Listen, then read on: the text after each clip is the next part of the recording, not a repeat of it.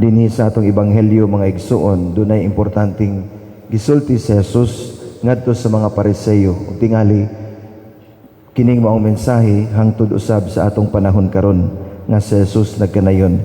Sultihan ko kamo nga dinhi ani ay labaw pa kaysa templo. Kun kamo nakasabot pa lamang sa kahulugan ni ining bahina sa kasulatan nga nag-ingon, dili ako gustog mga halad nga mananap, kun dili kaluoy. Dili unta ninyo pakasad-on ang mga tawo nga walay sala. Ang mga Pariseo nag-complain ni Jesus nining bahin sa ebanghelyo tungod kay ang mga tinun-an ni Jesus nangutlo man og mga lugas sa trigo kay gigutom sila sa ilang paglakaw, no? Kung wala may trigo sa Pilipinas kaayo, tingali atong ibutang nga nangutlo sila og mga mais, no? Mga ingana mais ang ilang gipangutlo, trigo, kay gigutom sila. Maunang sa ilang paglakaw, namuksi sila, nangutlo sila diha sa mga kadalanan. Nakita sa mga Pariseo kay Domingo man to adlaw igpapahulay, nakita nila nga nangaon ang mga tinun-an ni Jesus o nag-complain ang mga Pariseo. Supak na sa balaod ang gihimo sa imong mga tinun-an. Adlaw karon nga igpapahulay, niingon si Jesus. Iyang gisuginlan mahitungod sa nahitabo kang Haring David, mahitungod sa nahitabo kang Moises, sa balaod ni Moises nga atong gibasa karon sa ebanghelyo. Unya ang mga tinun-an naminaw samtang nakiglantugi o nakigdebate si Jesus ngadto sa mga Pariseo, siyang pagpasabot unsa ka mahinungdanon usab ang kaluoy niining bahina sa kasulatan. Mao na mga igsuon, kung atong nahinumduman pa ang ebanghelyo ni atong niaging Domingo, no? Katong the Good Samaritan, adunay tulo ka tawo nga nakakita ni atong maong usa ka tawo nga gikulata og hapit na gani mamatay dito sa dalan. Ang unang nakakita kaniya katong usa ka pari, no? Niya gilabyan ra siya. O niya sunod ang usa ka Levita, ang usa ka Levite nga maalamon sa kasulatan. Papareho nini mga Pariseo, no? Nga sila mga maalamon usab sa kasulatan, maalamon og nahibalo unsay kanang kinatibuk-an kuno sa ilang tinuhuan sa mga Hudyo. Panunsay iyang gibuhat, iya rasang gilabyan. Nagpasagdan ra niya tong maong tawo nga diha sa daplin sa dalan. Ang katapusan nga nakakita katong usa ka Samaritano, iyang gitabangan ug iyang gidala dito sa tambalanan. Tingali kaingon ta nga katong Samariano dili hinimbahon, dili gani to siya kanunay moadto sa templo, kay ang iyang siguro ang iyang panginabuhian. Pero kinsa may mas naluoy, ang pari nilabay lang, ang Levita nilabay lang. Apan ang usa ka Samaritano iyang balik katong maong tao, unya iyang gidala ngadto sa tambalanan ug iyang giatiman pag-ayo. No? Magkapamalandong siguro ta mga igsuon. Sama sa ebanghelyo karon, ang mga Pariseo, they are very pious in following the rules of the Jewish law, mga balaod sa ilang tinuhuan sa mga Hudyo. But when it comes to the practice of unsa ilang gituhuan, layo ra gyud kaayo.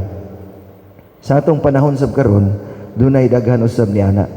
Mo-claim ta nga kita maoy number 1 nga Roman Catholic country sa Asia, no?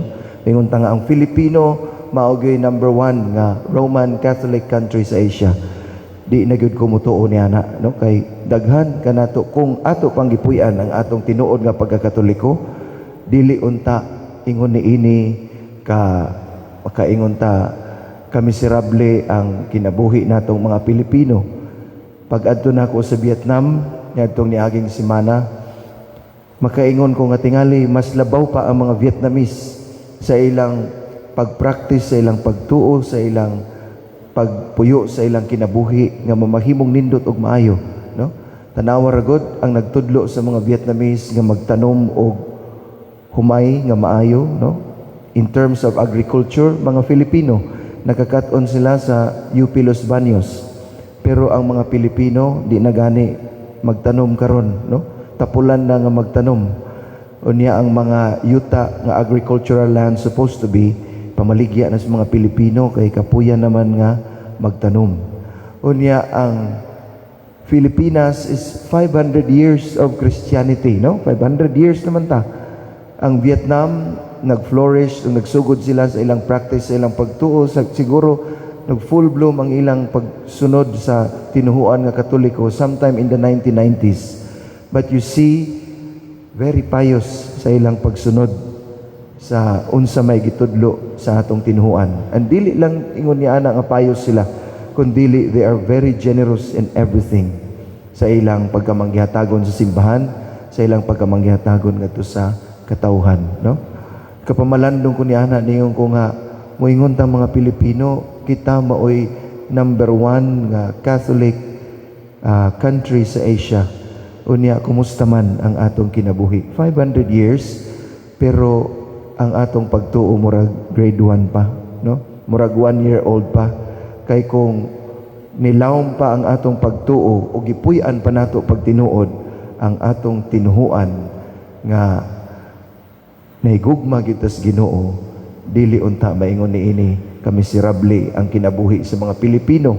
Dili unta maingon niini ka layo ang atong kasing-kasing ug dughan ngadto sa Dios. Maingon ta nga duol man akong kasing-kasing, Father, kay musimba man ko, magrosaryo man ko, magnovena man ko, kanunay man kong naa sa simbahan. Pero ang imong batasan, namunga ba ang imong pagsimba, imong pagampo, ang imong kanang sigig anhi sa simbahan, ang imong values, ang imong mga pamatasan, ang imong pagtratar sa uban, is it growing? Is it kanang fruitful and meaningful nga imong gibase, imong gikuhaan gikan sa imong pagsunod sa tinuhuan nga gitudlo kanato sa atong Ginoong Hesukristo. Hinaut unta mga igsuon nga niining ebanghelyo karon maghatag kini kanato og dugang kadasig sa pagpaduol sa atong kaugalingon ngadto sa Dios. Doon naman tay daghang mga kasaypanan ug mga sala nga nahimo apan maningkamot unta ta nga magpaduol kanunay sa Ginoo aron sa katapusang higayon iuban kita niya ngadto sa gingharian nga gisaad sa Dios nga Amahan alang kanatong tanan. Manindog kita alang sa pangamuyo sa katilingban.